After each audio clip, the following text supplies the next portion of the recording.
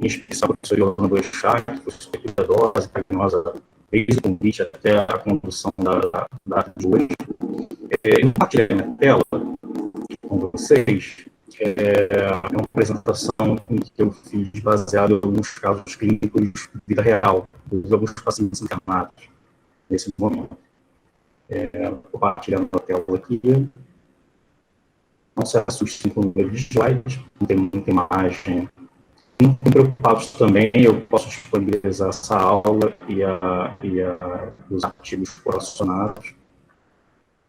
Eu não consigo compartilhar a tela. Vou tentar de novo aqui. Não, o professor Bruno ainda está compartilhando. Precisava que ele deixasse de compartilhar. Obrigada, professor. Apareceu aqui. Ele vai parar de apresentar e você vai conseguir. Obrigada.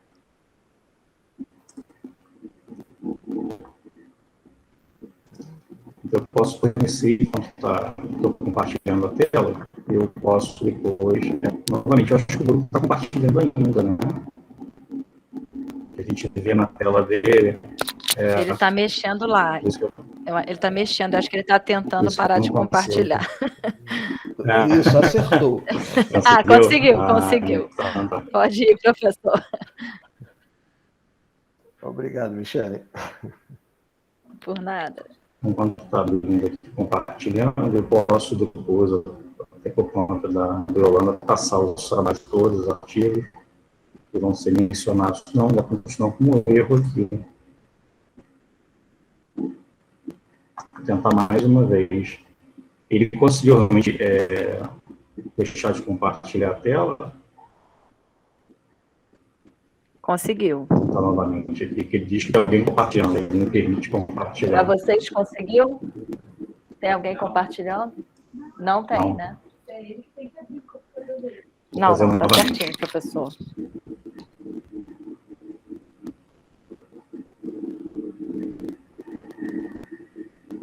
Agora sim. Eu juro que não estava boicotando.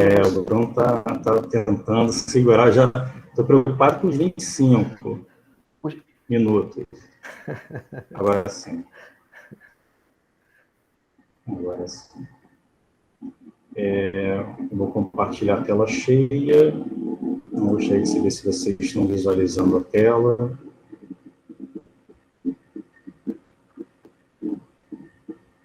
Ainda não. Não.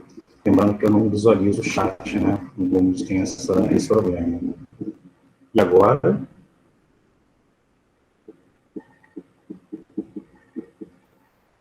Comigo aqui já está em tela cheia. Ainda não, professor. Não? Ué. Para a gente ainda não apareceu, não. Mas pelo menos está rodando aquela... como se estivesse baixando, não? Ainda... agora sim. Agora foi. Agora foi. Quando tiver ok para vocês, só me avisa. Pode começar, professor. Pode começar? Então, bom, pessoal, então a gente vai falar sobre complicações pulmonares após a Covid-19, e é sempre importante a gente lembrar que, quando surgiu essa pandemia, claro, não vou dar todo o detalhamento da aula do Bruno, né? Mas lembrando que isso começou na China e ocorreu uma vasta disseminação desse vírus. Isso para a Europa, a Itália, o norte da Itália sofreu muito com a pandemia, com a Covid-19, e a partir daí a gente teve realmente o ingresso desse vírus nas Américas, né? Acho que foi muito clara essa evolução Ásia-Europa, nas Américas do Sul, Brasil.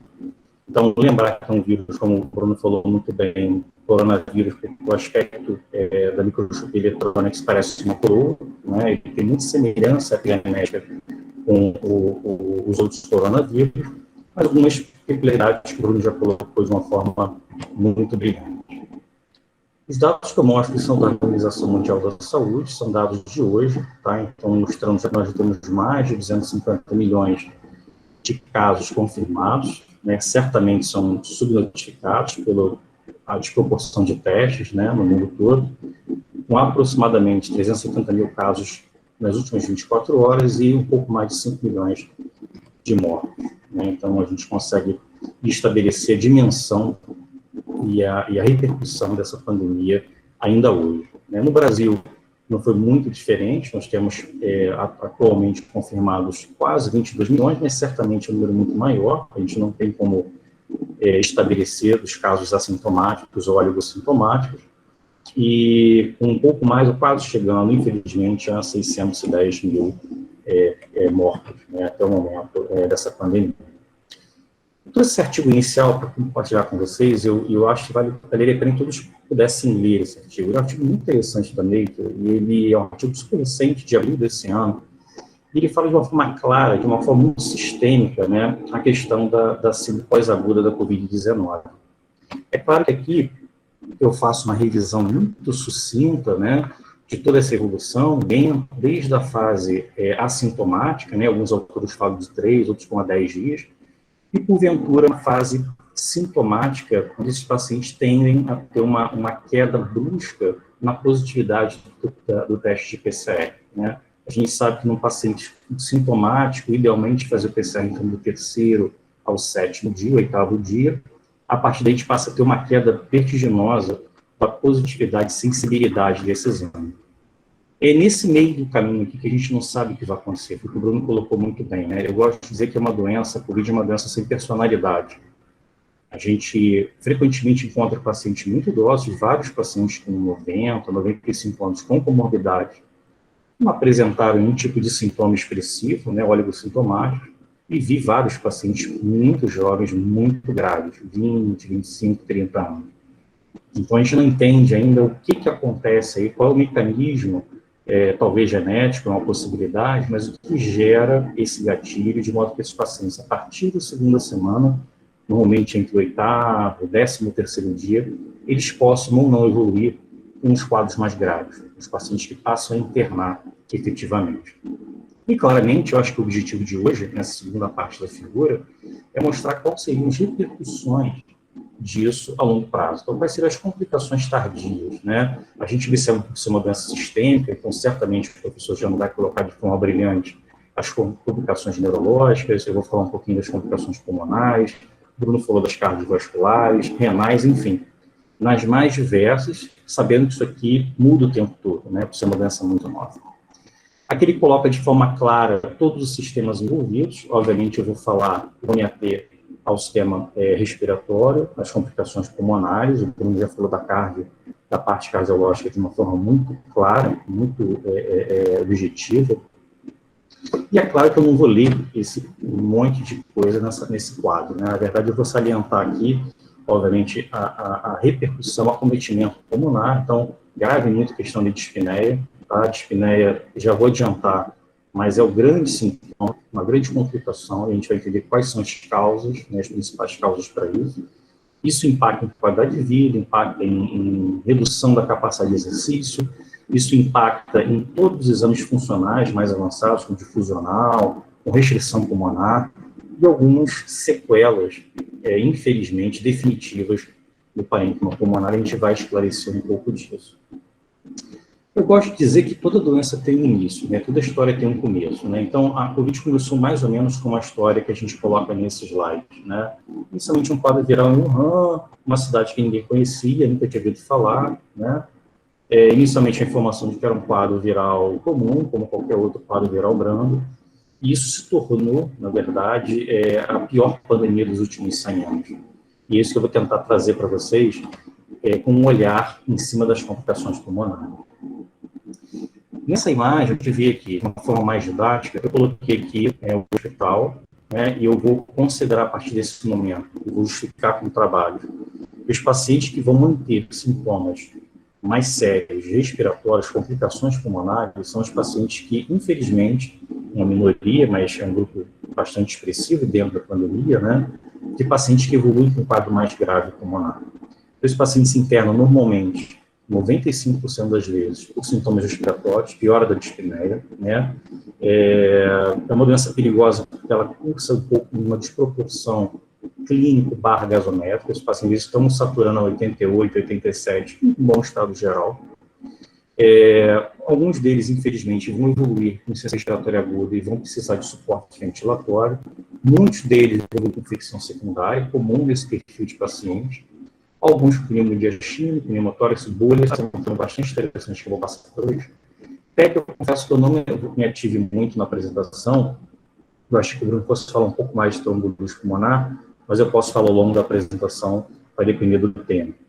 E a pneumonia organização, eu queria salientar muito para vocês, é uma doença, é uma condição ainda um pouco desconhecida por muitos, até pelos especialistas, né? E eu acho que vai ser interessante esse nosso bate-papo aqui de 25 minutos. Bom, a pergunta que cabe responder, né?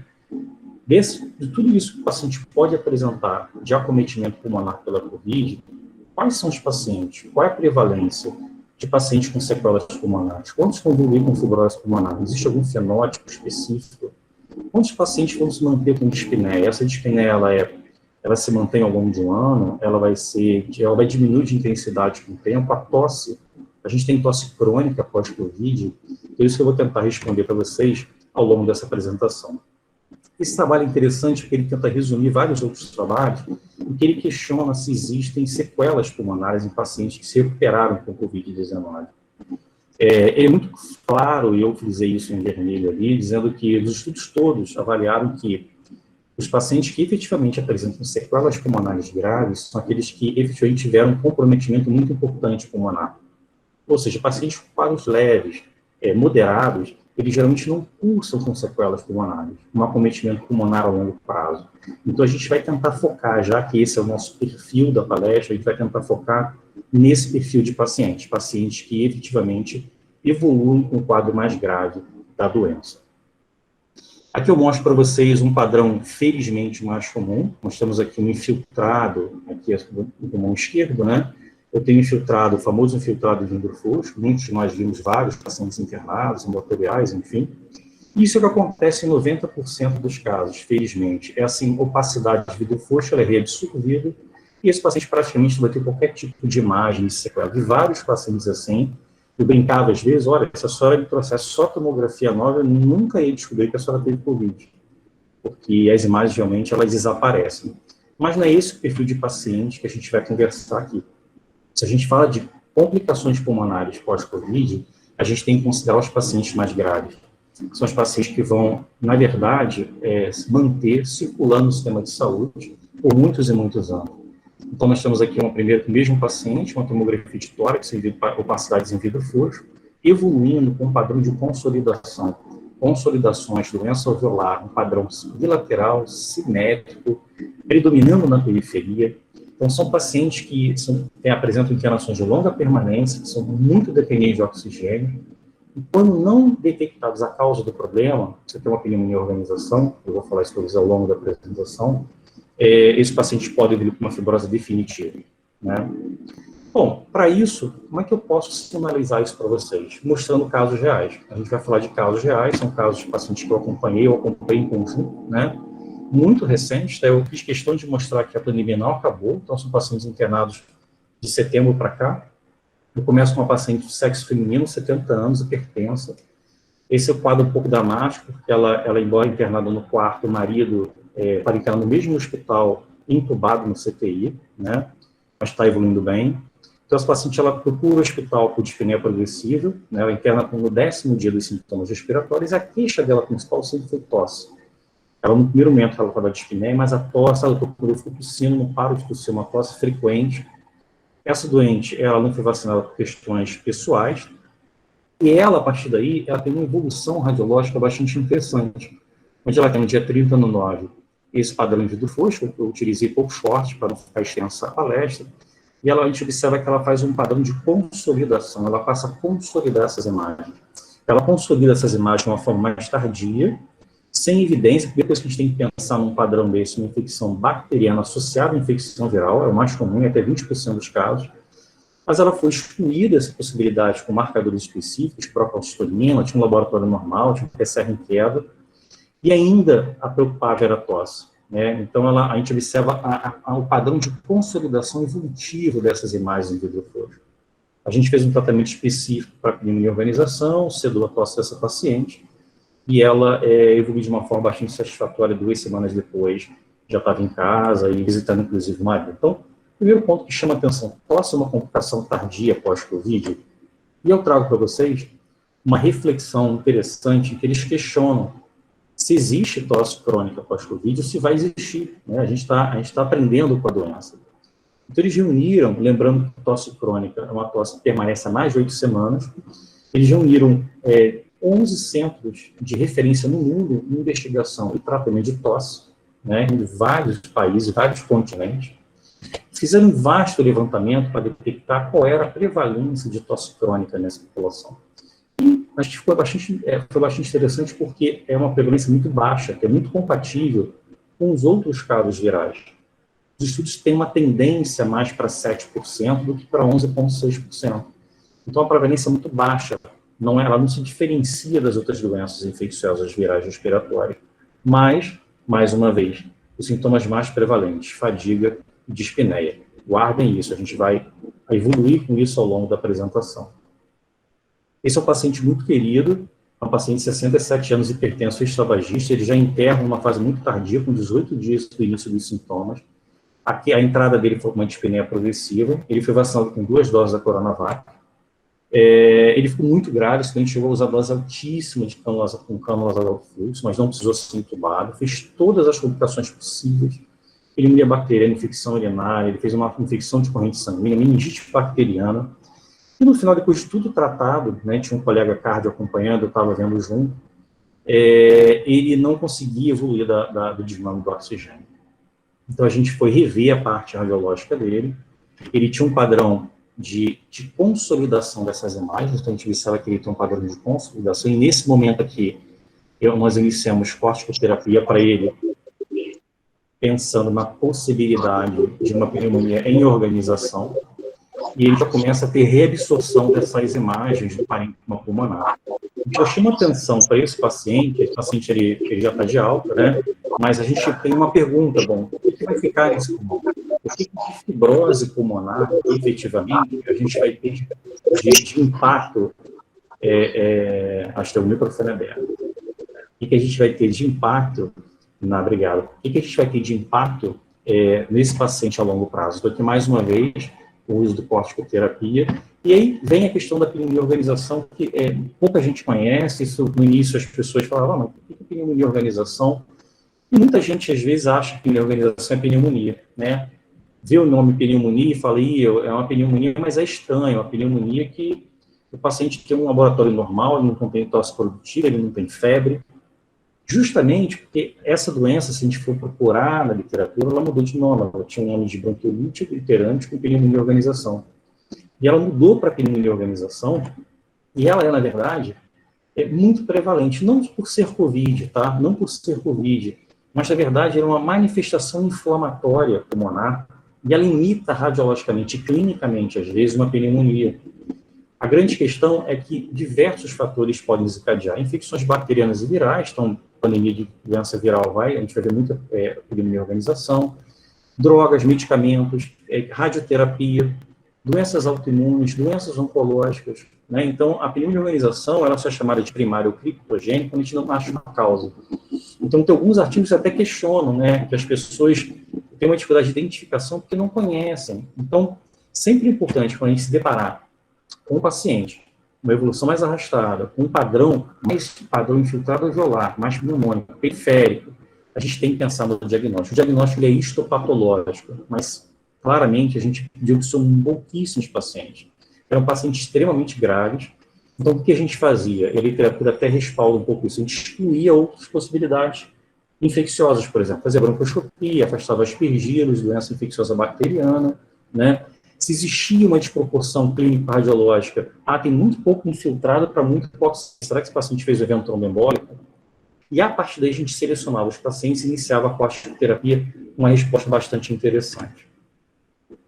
Esse é um terceiro paciente com 74 anos. Esse paciente, ele tomou as 2 doses. Esse paciente, ele ainda está internado ainda. É um paciente que ele evolui com uma outra complicação comum que a gente tem visto, que é o pneumomediastino. Então, pneumomediastino, nesse perfil de pacientes, a gente tem visto alguns, pneumomediastino e pneumotórax, tá? Bolhas também, então a gente tem aqui uma bolha. A gente vê também áreas de bronquiectasia.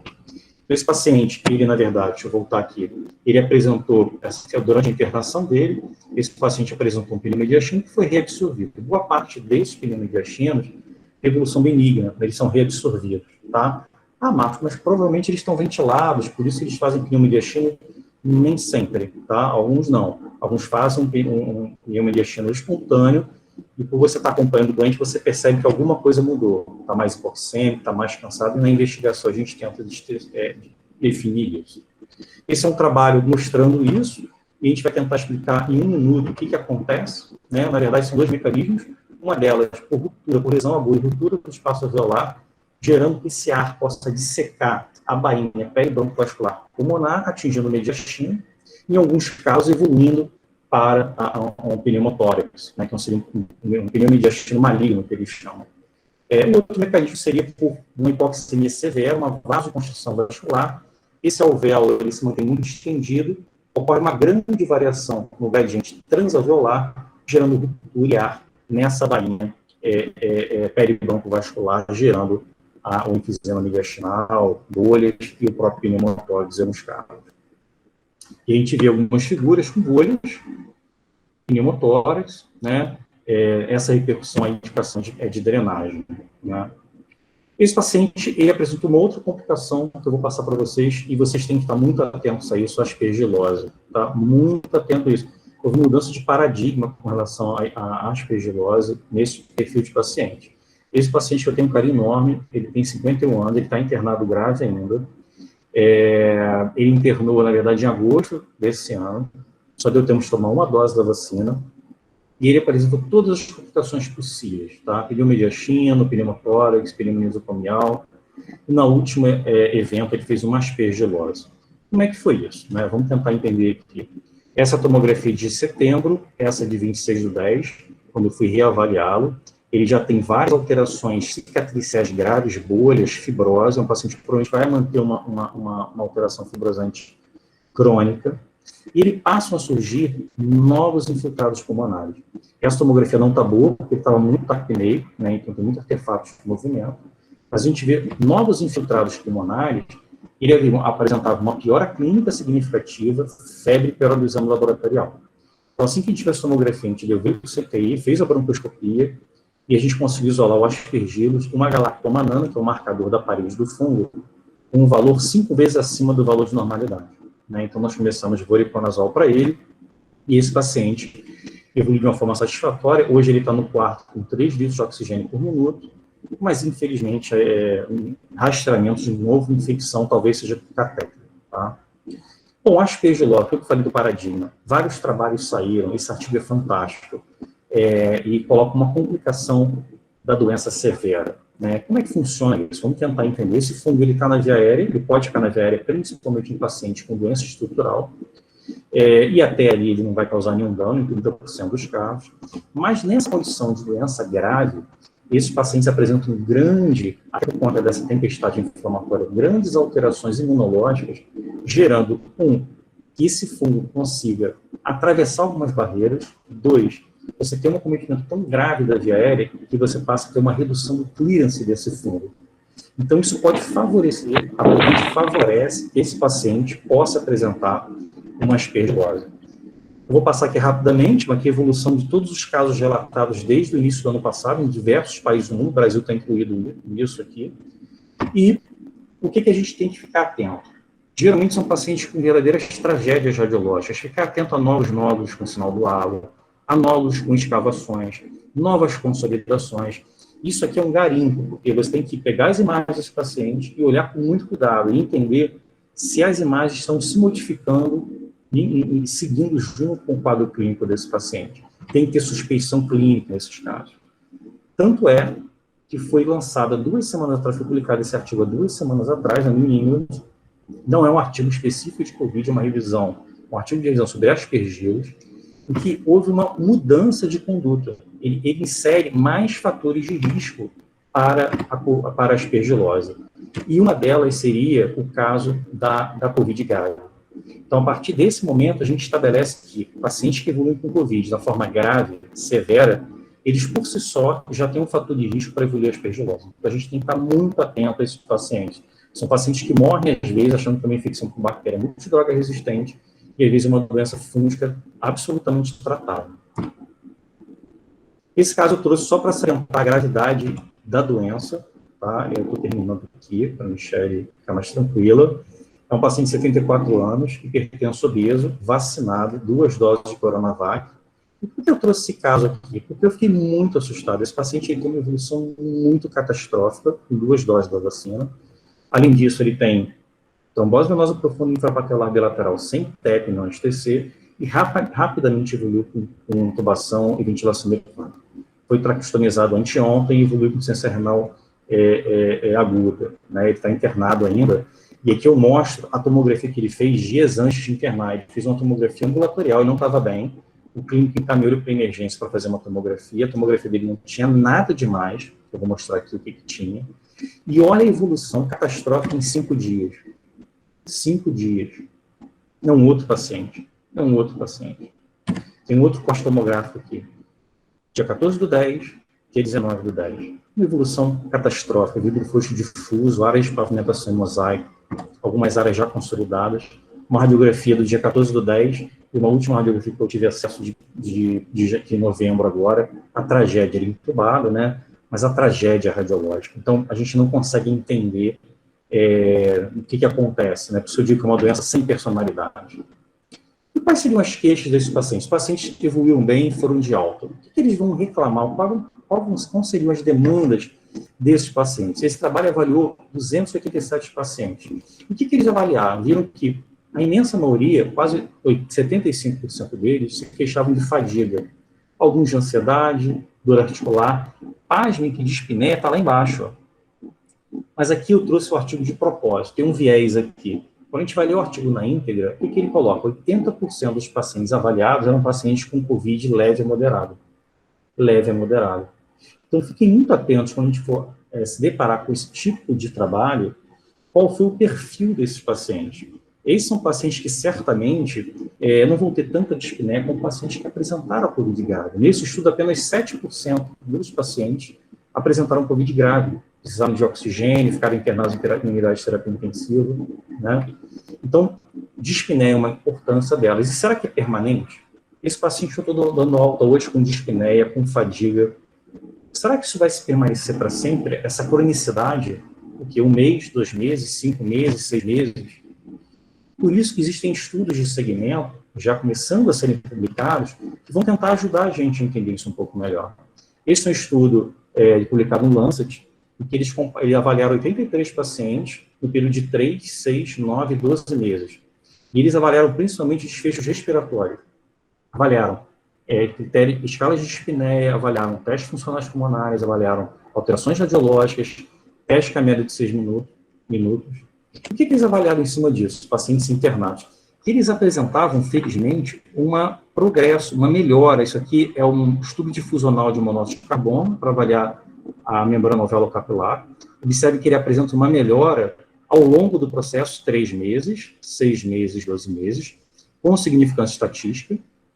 A CVF, que em inglês é capacidade de estar forçada, é um parâmetro funcional, também observa uma ascensão, uma melhora desses parâmetros ao longo dos 12 meses, o que é uma coisa bastante favorável, interessante a gente observar, e deixa um pouco mais tranquilo, né? Mas nem todos os pacientes evoluem dessa forma.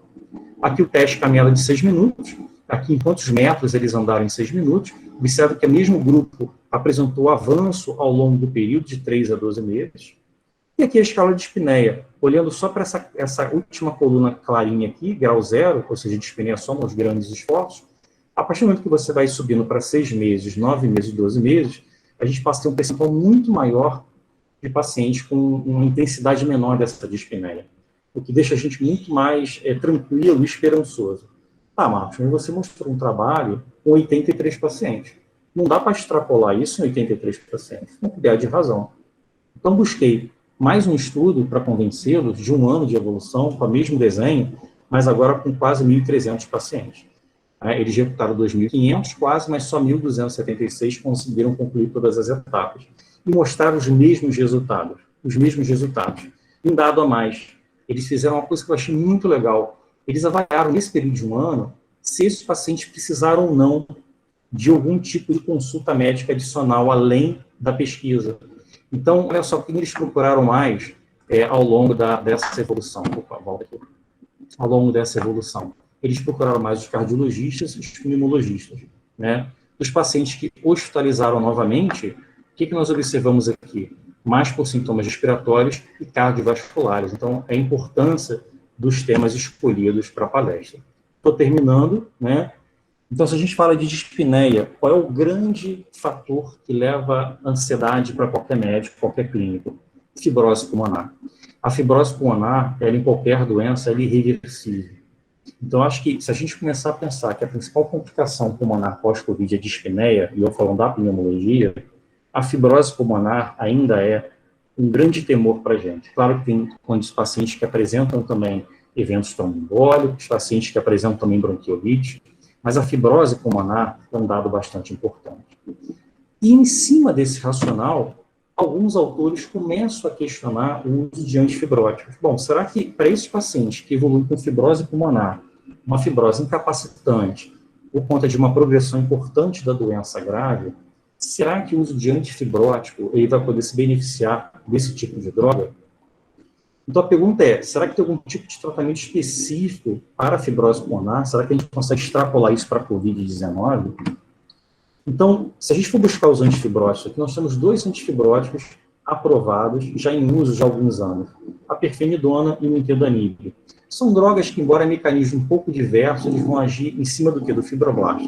Eles vão diminuir a proliferação e a ação desse fibroblasto, a deposição de fibras colágenas, e com isso vão diminuir a possibilidade de fibrose do parênquima pulmonar. São drogas usadas aonde? Na minha área. Na fibrose pulmonar idiopática, que é uma doença fibrosante progressiva, e na esclerose sistêmica progressiva. Alguns trabalhos em andamento para aprovação para pneumonite e hipersensibilidade fibrosante, mas observem que são doentes com um padrão progressivo, uma evolução progressiva. E no COVID, será que tem trabalho sobre isso em andamento? O que a gente conta na literatura são vários pontos de vista, sugestões, cartas ao editor, que são muito divergentes. Você tem autores colocando a importância, alguns autores italianos, falando da possibilidade, que seria uma ideia, bom, se esse paciente evolui com fibrose, por que não usar uma droga antifibrótica? Mas será que a gente tem que definir em que momento usar isso? Será que vale a pena usar só no final? Será que aquela fibrose não vai voltar atrás? Será que eu tenho que fazer isso no momento anterior a essa fibrose para minimizar a fibrose? O outro grupo aqui de baixo, eles são contra, tanto que eles colocam no título aqui, antifibrótico em Covid-19, deixa a gente ficar focado, continuar focado. Eles acham que não faz sentido. Se é uma doença que dá fibrose, mas não é uma fibrose progressiva, por que eu vou usar antifibrótico? Um medicamento que tem um monte de efeito colateral, custo alto, varia entre 8 a 10 mil reais por mês. Então eles fazem esse questionamento, eu trouxe os 2 pontos de vista aqui. Poxa, mas é uma doença que não é fibrosante progressiva? Bom, será que não? Será que a gente não vai descobrir ao longo desses meses ou anos que existe um fenótipo de pacientes que poderiam ter progressão da fibrose pulmonar? Não sabemos. Isso está em absolutamente aberto. A gente não sabe se vai ter algum padrão, se esses pacientes podem ser sensibilizados depois pelo vírus e continuar progredindo doença. Então, nós não sabemos. Então, com relação a antifibrótico, isso está em aberto. Tá? O penúltimo slide, forneço para vocês depois uma diretriz de segmento respiratório da BTS, British Thoracic Society. Eles atualizam a cada 2, 3 meses. Na verdade, basicamente, um guia muito simplório, mas ele, via de regra, estabelece prazos de consulta, se o paciente foi leve, moderado ou grave, que tipo de exames são importantes fazer da parte respiratória. Ele coloca algumas informações questionáveis, fala em radiografia de tórax, que não é um bom exame para avaliar doença intersticial, mas eu posso fornecer para vocês, para que vocês possam ter acesso, e lembrando que tudo isso muda o tempo todo. Né? Então, isso tudo que eu estou falando para vocês hoje, pode ser que daqui na semana que vem, a gente tenha uma droga antifibrótica ou uma droga nova que possa mudar isso tudo. Ou pode ser que surjam outras complicações tardias, daqui a 2, 3 anos, não sabemos, o tempo vai dizer isso para a gente. Último slide. Eu queria deixar essa mensagem para vocês. Eu não sei se todos tiveram oportunidade de acompanhar por vídeo. Eu tive a oportunidade de acompanhar nas 2 ondas e vi o quanto foi desgastante para todo mundo, para os pacientes, para as famílias. eu vi famílias destruídas nesse período, né? 2, 3 pessoas da mesma família morrendo. Então, eu acho que a mensagem que eu deixo aqui para vocês é que a gente não trata de doença, a gente cuida das pessoas, né? A gente cuida dos pacientes, a gente cuida das suas famílias. Então, a gente tem que se olhar hoje com um grau muito maior de responsabilidade de acolher essas pessoas, tanto os pacientes que estão inseguros com medo, quanto seus familiares. Tá? Eu agradeço, desculpa, não sei se eu queimei o tempo, mas agradeço a atenção de todos vocês, estou à disposição. Muitíssimo obrigada, excelente aula. De novo, eu estou ouvindo palmas aqui ao meu redor. Na verdade, professor, o senhor me enganou, porque o senhor foi dizendo que estava acabando, e eu não fui te avisando que faltava 5 minutos. Então, na verdade, assim, a gente tem 2 perguntas, e eu não vou estender muito não, para a gente não avançar no horário.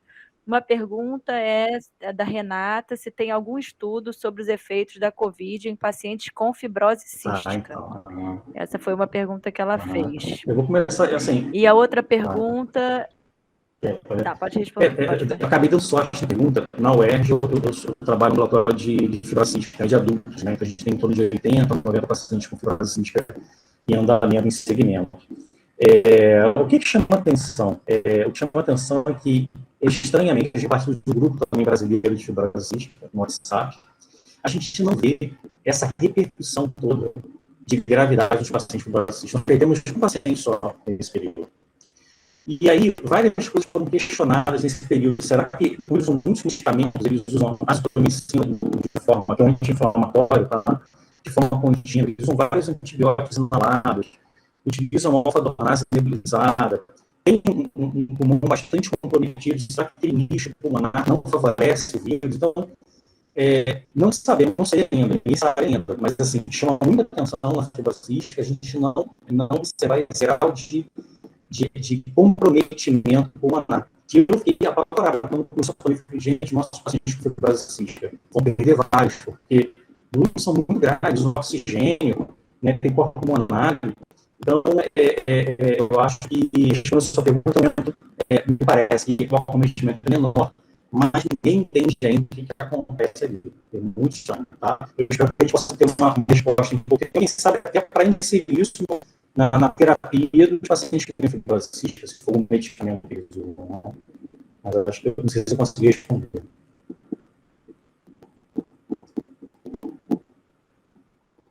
Tá, ok, obrigada. E só mais uma pergunta que eu acho que é curiosidade até de outras pessoas, né? Quem perguntou foi o Wagner. Deu parabéns pela apresentação e pergunta: hoje podemos nos arrepender por indicação de intubação precoce para todos os pacientes? Do que falhou aqui? Posso arrepender? Conseguiu. Ele pergunta o seguinte: hoje podemos nos arrepender por indicação de intubação precoce para todos os pacientes? Sim. Eu peguei todas as fases da Covid, todas as fases. Então, a gente veio com aquela ideia, tanto na China como na Itália, que era intubação precoce, né? Então, todo mundo treinado para isso. Só que depois a gente começou a observar, tanto a ventilação invasiva quanto a câmara de alto fluxo eram absolutamente seguras para a equipe, o problema não era o paciente, a equipe, gera muito aerosol, isso contaminar toda a equipe. Se você tiver um cliente preparado para isso, com pressão negativa, com filtro, não há problema nenhum, pelo contrário. Eu vi diversos pacientes, que, por conta de um suporte fantástico da fisioterapia, parabenizando o colega, a gente trabalha em equipe, né? Eram incansáveis, então, na relação à ventilação não invasiva, e principalmente a câmara de fluxo, né?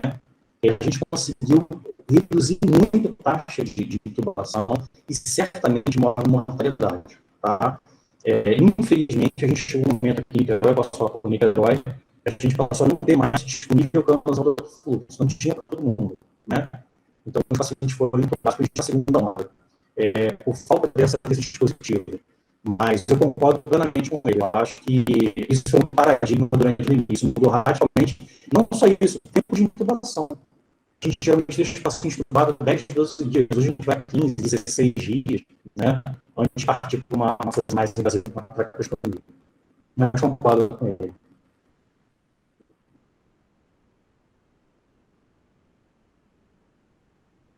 Ok, professor, agradeço. Na verdade, eu até peço desculpas que eu não vou conseguir fazer as outras perguntas para a gente não avançar da hora. Depois Claro. leia no chat, tem vários Obrigado, elogios eu que sobre a agradeço. sua Eu que aula. agradeço. Muito obrigada.